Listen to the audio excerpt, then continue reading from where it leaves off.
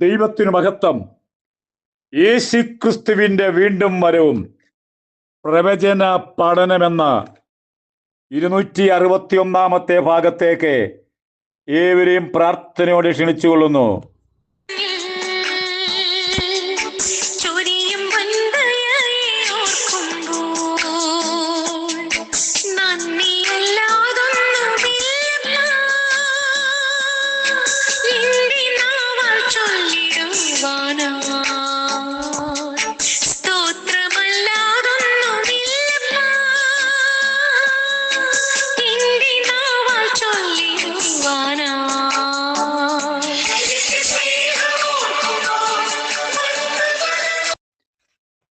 നമ്മുടെ കർത്താവ് പറഞ്ഞിരിക്കുന്നത് മേലാൽ സംഭവിപ്പാനുള്ളത്.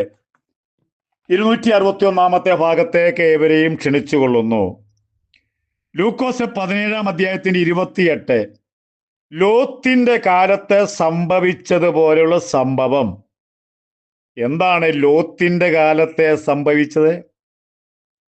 എത്രയോ വർഷങ്ങൾക്ക് മുമ്പെയാണ് സോദോം ഗോമോറ സ്വവർഗഭോഗം അഥവാ സ്വവർഗരതി എന്ന മഹാപാപം വർദ്ധിച്ച കാലം. ദൈവത്തിന് ഏറ്റവും പിണക്കുള്ളതായ ഒരു പാപമാണ് സ്വവർഗഭോഗം. നോക്കിക്കോണം, എത്രയോ വർഷത്തിനു മുമ്പേ നടന്ന ആ പാപം ഇപ്പോൾ നമ്മുടെ ലോകത്ത് പല രാജ്യങ്ങളിലും ഈ മഹാപാപം വർദ്ധിച്ച കാലമാണ്. കർത്താവിൻ്റെ വരവിങ്കൽ ലോത്തിന്റെ കാലത്തെ സംഭവം ഒരു 10-20 വർഷത്തിനു മുമ്പ് ഇത് ആരും അംഗീകരിക്കുകയില്ലായിരുന്നു. ആർക്കും ഒരു ചിന്തിക്കാൻ പോലും പറ്റുകയില്ല. പക്ഷേ പ്രവചനം നിറവേറണ്ടേ? അതെ. എന്താണ് ലോത്തിന്റെ കാലത്തെ? ആണും ആണും കല്യാണം, പെണ്ണും പെണ്ണും കല്യാണം. ഇത് ഇന്ന് ലോകത്തിന്റെ വിവിധ രാജ്യങ്ങളിൽ അനുവാദം കൊടുത്തിരിക്കുന്നു. ഈ മഹാപാപം നിമിത്തം ദൈവം സോദോമിനെയും ഗോമോര എന്ന ആ വലിയ പട്ടണങ്ങളെ നശിപ്പിപ്പാൻ തീരുമാനിച്ചു. ദൈവം മനുഷ്യനെ സൃഷ്ടിച്ചത് ഈ മ്ലേച്ഛമായ പാപമൊക്കെ ചെയ്ത് രസിക്കാൻ വേണ്ടിയല്ല, ദൈവത്തെ ദൈവമെന്ന് അറിയാൻ ദൈവം സൃഷ്ടിച്ചിരിക്കുന്നു. പട്ടണത്തെ നശിപ്പിക്കാൻ തീരുമാനിച്ചു.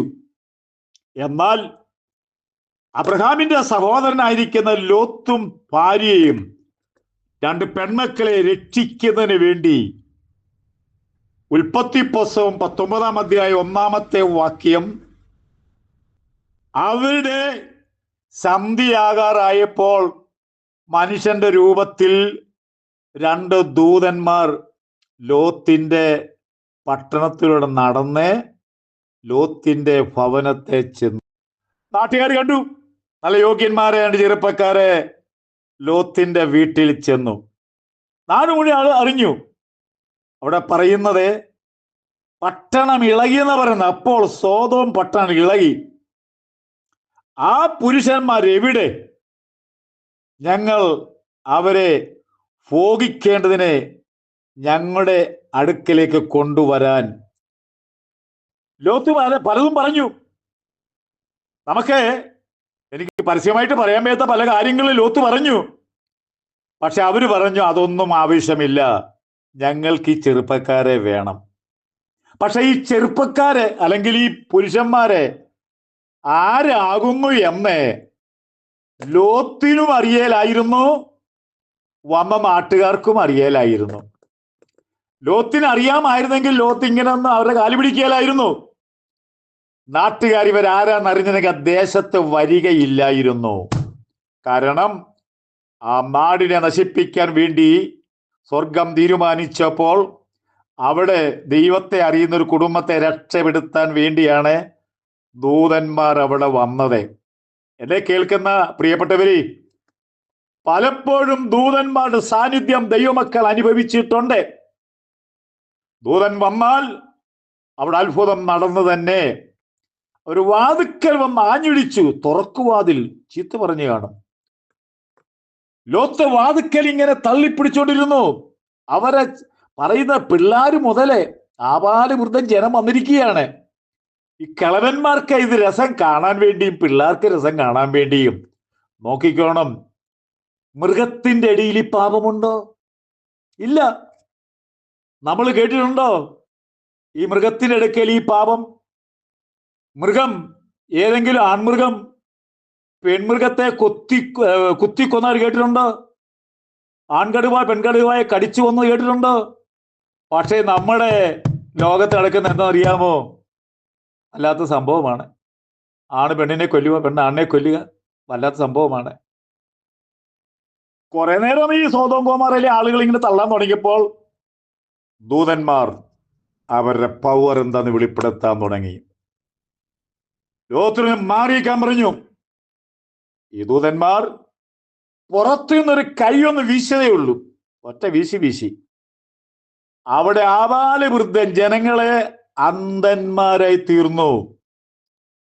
അവർ സത്യത്തില് അയ്യോ നിലവിളിക്കേണ്ട. ദൂതൻ ഇങ്ങനെ കൈ കാണിക്കുന്നു കണ്ടല്ലോ. ഒന്ന് നിലവിളിക്കണമല്ലോ, ക്ഷമിക്കണമേ എന്നൊക്കെ പറയണമായിരുന്നല്ലോ. ഇവരുടെ അകത്തെ മഹാപാപം തിങ്ങി നിറഞ്ഞിരിക്കുന്നത് കൊണ്ട് ഒരു കണക്കിന് ഇവന്മാർക്ക് ബോധമില്ലാത്തവരായിട്ട് ചിലപ്പോൾ കണ്ണു തുറക്കുമെന്നുള്ള വിചാരിച്ചുകൊണ്ട് ഇവന്മാരെ ആ ദൂതന്മാരായിരിക്കുന്ന അവരെ മനുഷ്യനാണെന്ന് വിചാരിച്ച വാതിൽ തപ്പിക്കൊണ്ടിരിക്കുന്നത് എന്ന് പറഞ്ഞാൽ ഈ പാപത്തിൽ കുളിച്ചവരാണ് ഈ പറയപ്പെട്ട മഹാപാപമായിരിക്കുന്ന സ്വവർഗഭോഗം. അത്ര മഹാപാപമാണ്. ആരെങ്കിലും ഇതിനകത്ത് വല്ല കണ്ണികളാണെങ്കിലേ രക്ഷപ്പെട്ടോളാനുള്ള ദൂതും കൂടെ ഞാൻ പറയുന്നത്. അല്ലെങ്കിൽ ആകെ തകിടം മറിയും. കണ്ണു കാണാതെ വന്നു. അവരെല്ലാരും കൂടെ നിലവിളിക്കേണ്ടതായിരുന്നു. ലോത്തിനോടും ഭാര്യയോടും മക്കളോടും പറഞ്ഞു, ജീവരക്ഷയ്ക്കായി ഓടുക, ഇവിടെയെങ്ങും നിൽക്കരുത്, ജീവരക്ഷയ്ക്കായി ഓടാൻ പറഞ്ഞു.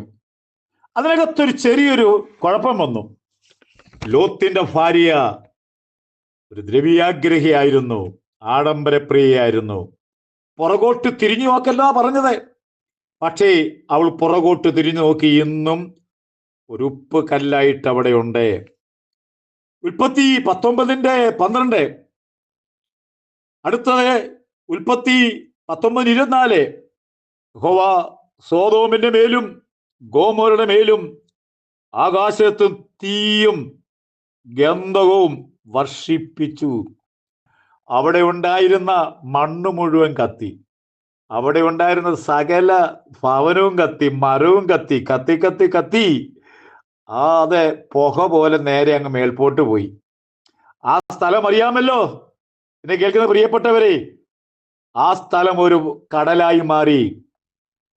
ആ കടലിന്റെ പേരാണ് ചാവുകടൽ. ഇസ്രായേലിന്റെ സമ്പത്തുണ്ടാക്കുന്ന ഒരു കടലാണ് ചാവുകടൽ. അതിന്റെ മുകളിലൂടെ ഒരു പക്ഷി പറക്കാൻ പറ്റിയല്ല. കാരണം ഇപ്പോഴും അതിന്റെ പുകയാവികളും മേൽപോട്ട് ഇങ്ങനെ പോകുന്നതുകൊണ്ട് പക്ഷികൾ പറക്കുന്നില്ല. ആ കടലിനകത്ത ഒരു മത്സ്യത്തിന് ജീവിക്കാൻ പറ്റിയേല. കാരണം എന്തേ? അന്നത്തെ മനുഷ്യവർഗത്തിന്റെ പാപത്തിന്റെ അങ്ങേയറ്റത്തെ കുറ്റത്തിന് കൊടുത്ത ശിക്ഷ നടപടിയായിരുന്നു സോദോം ഗോമോറെ തീ ഇറങ്ങിയത്. ഇനിയും പറയട്ടെ, വലിയ താമസമില്ലാതെ നമ്മുടെ ഈ ലോകം മുഴുവൻ കത്തിച്ചാമ്പലാകാൻ പോവുകയാണ്. മുഴുവൻ കത്തി കത്തി കത്തി ചാമ്പലാകാൻ പോവുകയാണ്. അതിനു മുമ്പേ യേശു വരും. അതിനു മുമ്പേ കർത്താവ് വരും. എന്നെ കേൾക്കുന്ന പ്രിയപ്പെട്ടവരെ, യേശുവിനെ കർത്താവ് രക്ഷയുമായി സ്വീകരിക്കുവാൻ നല്ല ഒരവസരമാണ്. അന്ത്യകാലത്തെ ലോത്തിന്റെ കാലം പോലുള്ള കാലം ഇതാ വന്നിരിക്കുന്നു. കർത്താവ് വരാറായി, ഒരുങ്ങുക. ഞാൻ എന്നും പറഞ്ഞൊരു കാര്യമാണ്, നമ്മുടെ കർത്താവ് വരാറായി. ഭാരതത്തിൽ വലിയ ഉണർവുണ്ടാകാൻ പോകുന്നു. ആ ഉണർവിന്റെ ഒരു കണ്ണിയാ നിങ്ങൾ തിരിക. ദൈവം നമ്മളെ അനുഗ്രഹിക്കട്ടെ.